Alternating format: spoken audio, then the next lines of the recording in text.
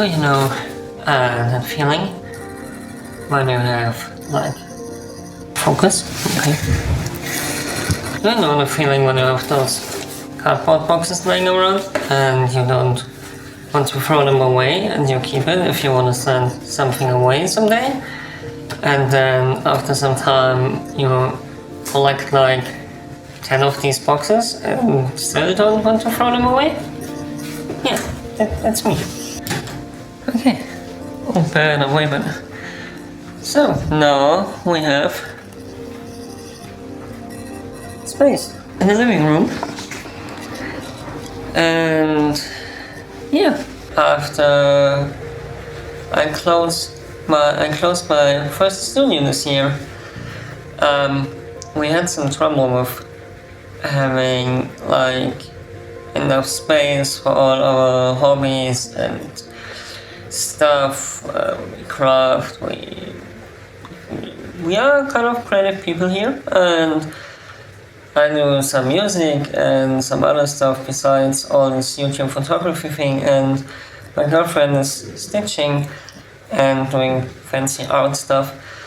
And then we have some trouble to where to put all our stuff. Now we have some space again because we rented actually not one but two places. One for my girlfriend and one for me.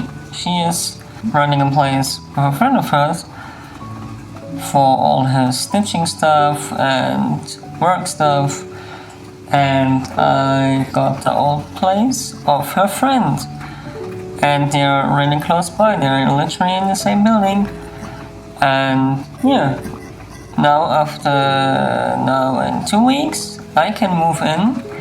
My stuff is in the basement of this building, and her stuff is already in her new studio. So we have pretty much place at home again, which is nice. And there wasn't a more complicated way to tell you this.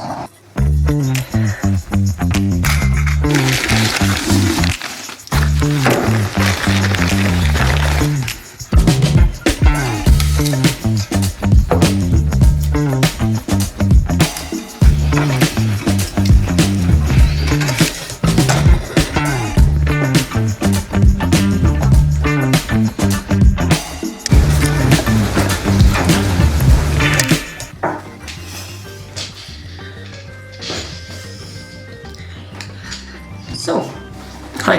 Today we talk a lot about this. This is a Canon AE1. I use it a lot nowadays. This is my favorite film camera, and I think it's one of the most beloved film cameras out there. The Canon AE1 is actually from April 1976, and there are even different types of it. There's an AE1, an AT1, an A1, an AV1, an AE1 program, and an AL1. And it was the first 35mm SLR camera with a microprocessor. Nice. Maybe I should stay hydrated while I read those stats about it. It has an automatic aperture and a lot of fancy stuff, which Anna's camera didn't have to that time, and that kind. Actually, this sound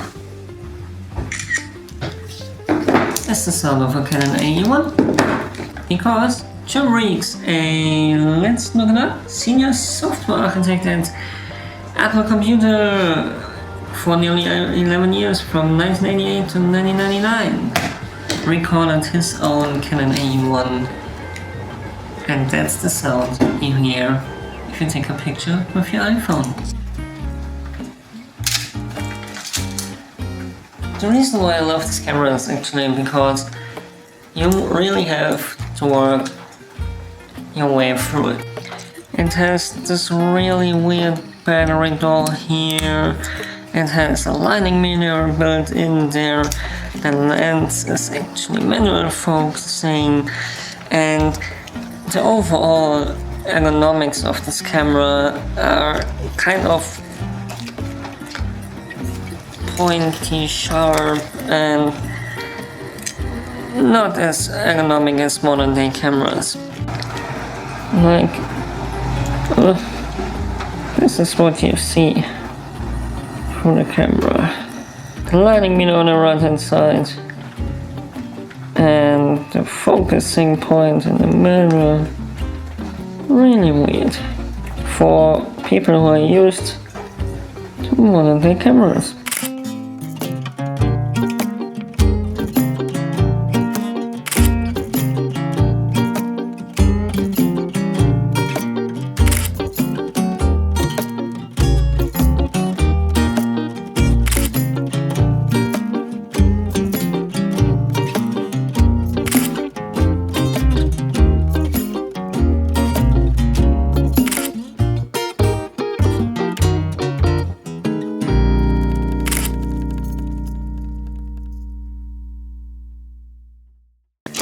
But most of those points are pretty obvious. I mean, it's nearly a 50-year-old camera. But why is it so popular? Probably, in my opinion, it's the optic. It just looks really cool. It has this vintage look, that classic camera look, which just comes really cool over at Instagram and Tumblr and stuff like that, and you look like really like an artist with it, automatically, without even taking a picture. And I have to say, that's the reason why I bought it too. I wanted to start again with film photography. I used a Canon 500M, which is like $15 on a local Craigslist camera. Plasticky SLR camera with a lot of automatic functions.